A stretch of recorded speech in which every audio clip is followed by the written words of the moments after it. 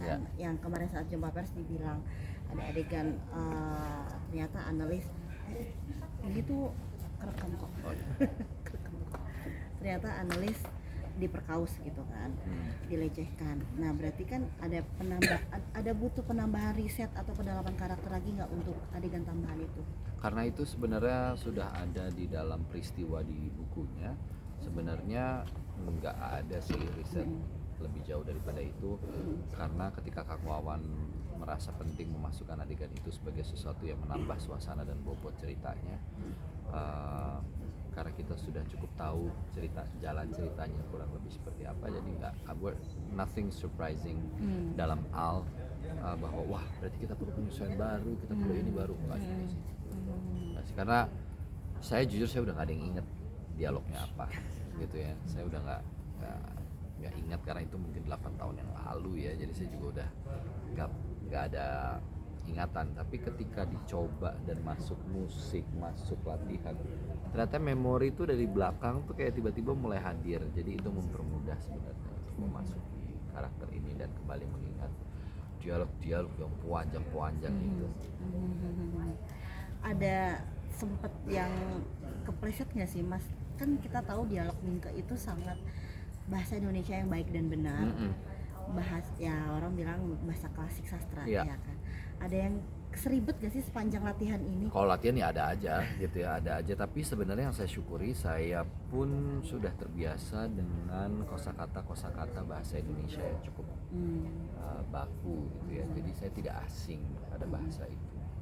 Itu diuntungkan karena ibu saya sangat peka dan sangat menuntun dan mengajarkan saya banyak tentang bahasa Indonesia yang baik dan benar gitu. Jadi saya tidak, lidahnya juga nggak kaku sebenarnya. Jadi saya nggak merasa ada kekakuan dan bunyi-bunyi yang aneh untuk mengucapkan itu. Jadi secara intonasi, secara pengucapan saya sih merasanya fine aja. Ya kayak lagi berbicara aja, cuma bedanya mungkin vokabularinya beda, diksi-diksinya berbeda. Mungkin jelang seminggu nih pementasan, itu ada persiapan khusus nggak sih Mas? Atau ada mungkin karena ini masalah endurance juga ya. 4 hari itu kan endurance-nya harus prima terus. Jadi saya memang latihan fisik udah hampir 2 minggu yang lalu, tiap hari selama 30 menit per hari, khusus fisik aja. Jadi saya biasa sebelum latihan saya fisik dulu 30 menit, baru kemudian saya run through latihan dan segala macam, pernafasan dan lain-lain, dialog, blocking dan semua. Tapi karena berasa banget tuh begitu penguasaan dialognya oke, tapi endurance-nya turun, proyeksi suaranya juga turun. Jadi melemah, penampilannya menjadi, energinya menjadi turun gitu. Nah itu yang saya hindari. Jadi sebenarnya latihan endurance penting banget untuk keep it fit gitu, karena ini kan panggung run through ya, beda sama film gitu. Kita one full show gitu. Tapi untuk vokal sendiri ada persiapan khusus untuk vokal, mungkin kayak ada yang dihindari makanan atau ada makanan khusus mungkin buat? Nggak ada, karena saya juga nggak aneh-aneh. Maksudnya saya iya, maksudnya ya makanan rumahan gitu ya, jadi nggak suka jajan, jadi juga ya nggak terlalu banyak konsumsi yang minyak atau gorengan gitu ya, nggak juga.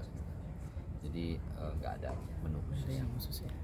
Kalau dari Mas Reja sendiri nggak bisa dihindari kopi. Menggambarkan sosok Mingke ini seperti apa sih Mas? Mingke itu buat saya sebenarnya adalah cikal bakal bagaimana kemudian tulisan itu menjadi begitu penting. Kalau kita berangkat dari origin inspirationnya gitu ya, Tirto Adi Suryo, siapa sih yang tidak mengenal, apalagi mungkin dunia teman-teman ya, dunia wartawan, dunia jurnalistik. Saya yakin betul bahwa Mingke itu juga mewakili bagaimana tulisan mampu mengubah paradigma berpikir orang, tidak hanya sekedar sebagai sebuah medium informasi. Mingke juga menulis untuk surat kabar. Jadi profesinya Mingke ini kan sebenarnya modernnya kita akan bilang dia ada jurnalisnya juga, bekerja di surat kabar, dia menulis, berkontribusi dan lain-lain. Buat saya itu menjadi suatu yang penting, karena dengan begitu saya melihat Mingke dari perspektif di mana berarti dia adalah seorang pemikir. Dia sangat sensitif dalam membaca zaman, membaca situasi, dan dia peka banget terhadap semua situasi yang sedang terjadi itu. Kalau ada gejolak ini sebenarnya saya harus paham bukan hanya gejolaknya, tapi latar belakang gejolak ini muncul apa.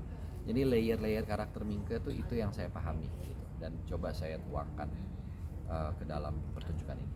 Risetnya seperti apa mas dari mas? Pertama, selain membaca naskah, jujur karena ini kan diambil dari dua inspirasinya dari dua buku yang berbeda gitu ya. Saya sebenarnya mempelajari juga tentang siapa itu Tirto Adi Suryo gitu, karena buat saya penting juga untuk tahu latar belakang dan sumber inspirasi, walaupun mungkin ini ada perbedaan pendapat barangkali gitu ya, tapi saya mau tahu aja untuk sebagai ruh yang saya ambil, bahwa sebagai seorang anak muda yang sedang memperjuangkan sesuatu gitu ya bagi hidupnya, betul itu menjadi satu layer tersendiri, tapi kan ada layer-layer lain yang tidak hanya berbicara itu. Mingke juga berbicara tentang kondisi percintaan dia, bagaimana dia baru ada dalam sebuah petikan dialognya bahwa baru kali ini saya merasa bahwa ternyata benar dia orang yang paling mencintai saya dengan begitu mendalam. Itu untuk analis gitu. Jadi kan ada sebuah interpretasi tentang cinta yang begitu mendalam gitu.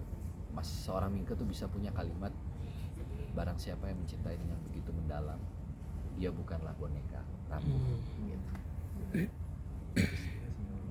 Apakah karakter Mingke menurut Mas Reza masih relevan di konteks Menurut saya inilah keajaiban dari seorang Pramudia Anantatur ya. betul. Semua tokoh, semua kisah itu selalu ada pada zamannya.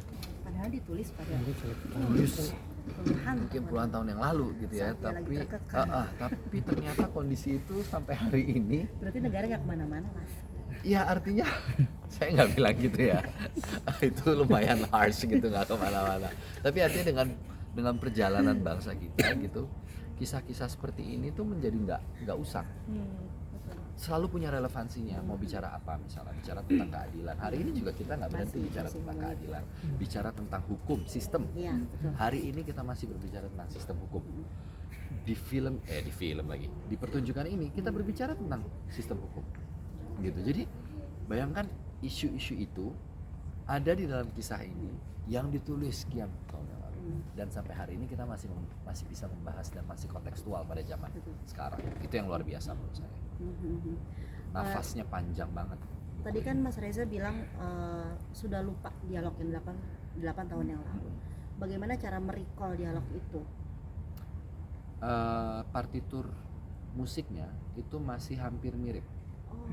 Jadi ternyata saya baru menyadari juga, ternyata ketika latihan tanpa musik itu berbeda ketika saya latihan dengan musik. Latihan dengan musik tuh tiba-tiba memori itu balik. Jadi saya stimulusnya ternyata dari musik, dari nada.